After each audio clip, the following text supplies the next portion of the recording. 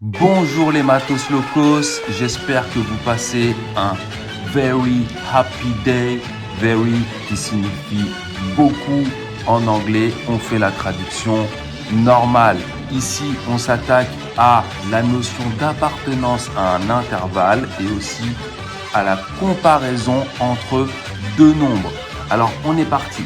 Comparer les nombres A égale moins 12 sur 7 et B égale moins 8 sur 5. Ça veut dire quoi comparer des nombres? Revenons à la définition. Comparer deux quantités revient à savoir lequel est le plus grand ou le plus petit. Donc on doit tout simplement dire qui est le plus grand et qui est le plus petit parmi ces deux nombres sans utiliser la calculatrice. Pour ça, comment on va faire? On va appliquer la propriété qui nous dit que pour comparer deux quantités A et B, on étudie en fait le signe de la différence A moins B. Si A moins B est positif, alors A va être plus grand que B. Bah oui. Si A moins B est négatif, ça veut dire que c'est B qui a tiré vers le bas très très fort puisque c'est lui qui a le signe moins devant lui. Et donc ça voudra dire que A est plus petit que B. Tout simplement, donc ici, qu'est-ce qu'on va faire? On va écrire la chose suivante. On a A moins B égale, et on va se lancer dans des calculs. Donc A, je le remplace par moins 12 sur 7.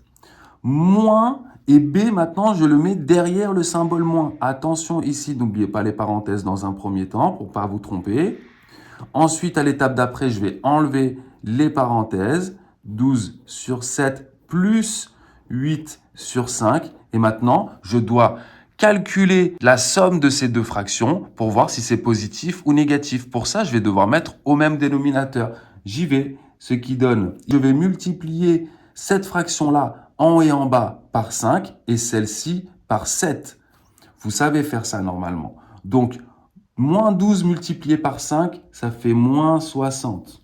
7 fois 5, ça fait 35. Plus 8 fois 7, 56. 56 divisé par 35. Évidemment, j'ai le même dénominateur. C'était l'objectif. Je peux ici faire le calcul. Ça me donne moins 4 sur 35. Cette quantité est négative. Donc, A moins B est strictement négatif, ce qui équivaut au fait que A est strictement plus petit que B. Je fais passer le moins B de l'autre côté. Voilà, je viens de répondre à la question. A est strictement plus petit que B. Continuons pour l'exercice 2.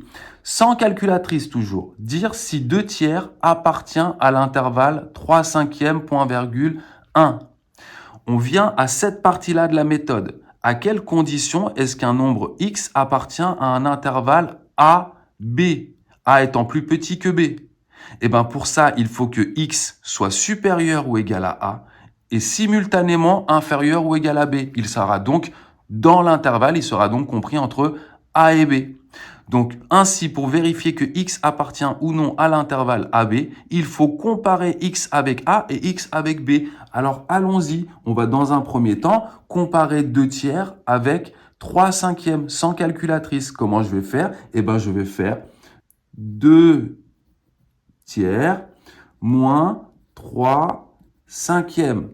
Hop, je fais comme au-dessus. Je mets au même dénominateur. Ici, je vais multiplier en haut et en bas par 5. Ici, en haut et en bas par 3. Ce qui me donne 10 sur 15 moins 9 sur 15. Ce qui donne 1 sur 15. Donc, je peux en conclure que 2 tiers moins 3 cinquièmes est positif strictement.